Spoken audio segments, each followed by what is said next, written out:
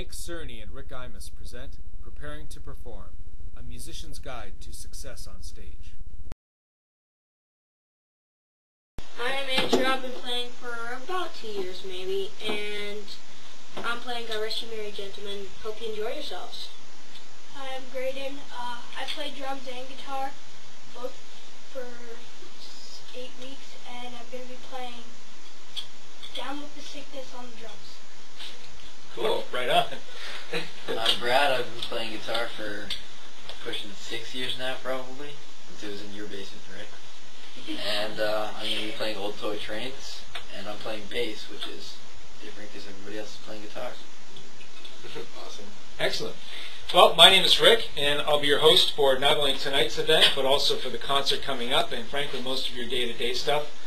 So, it's all good. Okay, some good stuff happened here. Clear speaking voices, eye contact. It was okay to take the pace of the person who was introducing themselves first, and you even borrowed some of the lines. You didn't reinvent the wheel. You heard something that sounded like something reasonable to say, and you went ahead and put it out. Good stuff. That's step number one. Well done. So some of our notes for the session for today include breaking this up into really 4 categories that we're going to talk about today. So the preparation week, or weeks leading up to your performance,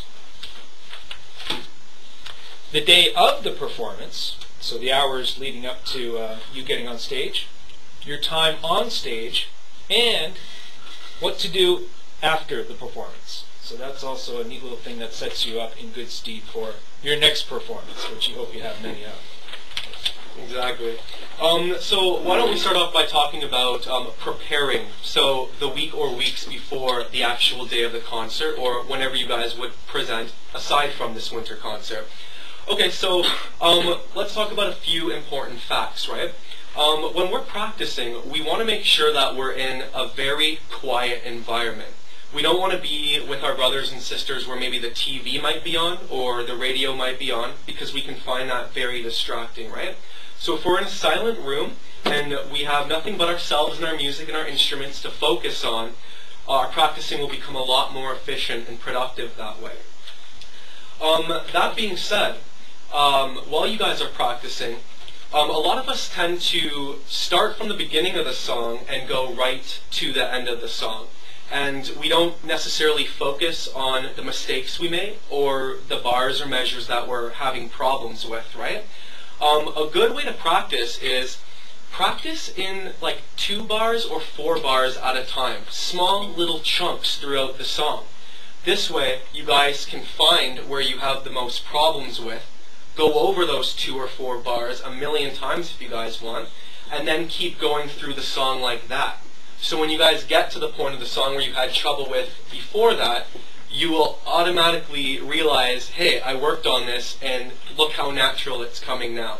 So preparing the song in chunks is definitely very efficient when you guys are practicing. Another great thing to warm up and practice with is, so say you practice in your room on the edge of your bed, right guys? And that's pretty much what you guys are used to practicing.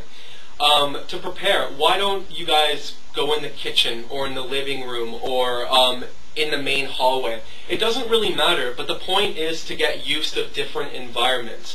Because if you guys are used to playing at the edge of your bed in your room, it's going to be a little nerve-wracking when you guys get on stage and realize, oh wow, I'm in a big auditorium here, right?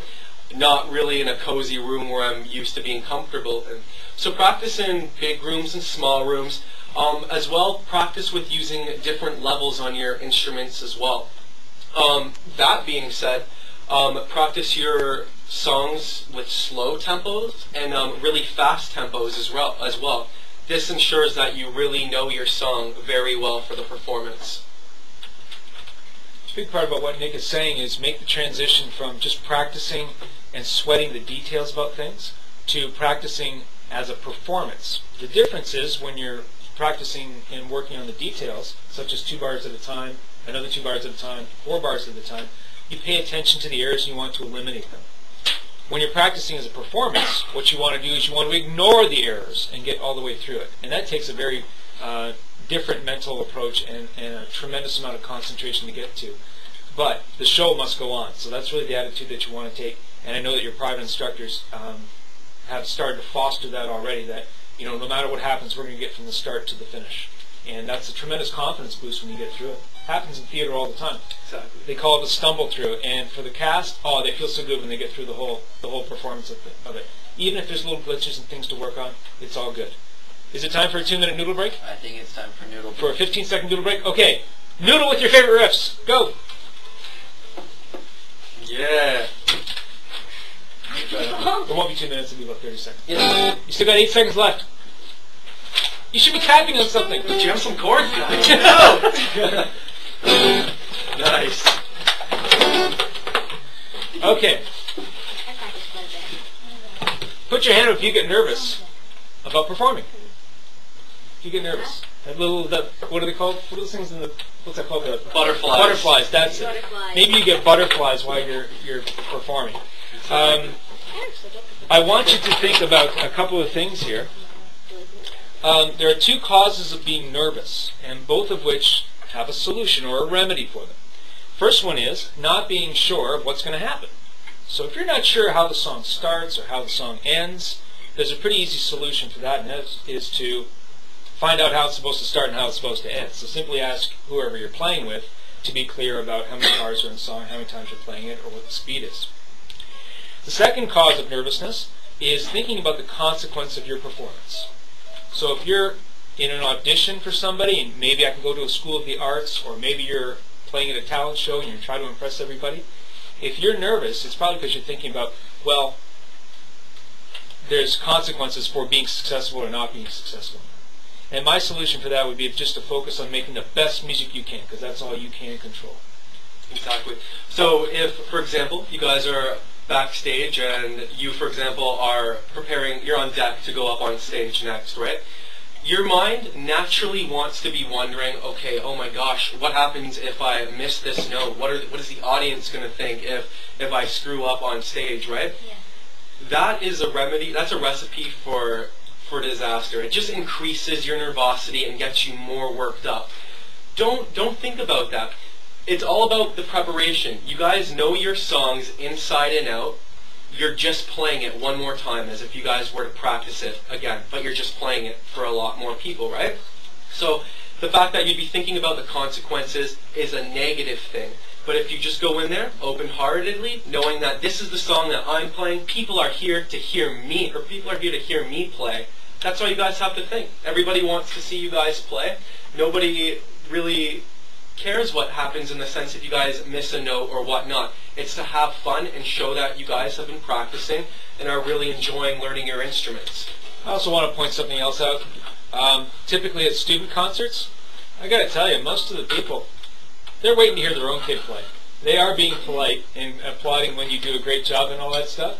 But the fact is, there's going to be somebody in the 7th row who hasn't had dinner yet, and he's kind of grumpy, and it doesn't matter what you play, he's probably not going to like it anyway. So you might as well just play for the joy of playing the song that you've worked hard on and that you're ready to share with other people, which ought to be your attitude in the first place. I worked hard on this piece, I can't wait to share it with you.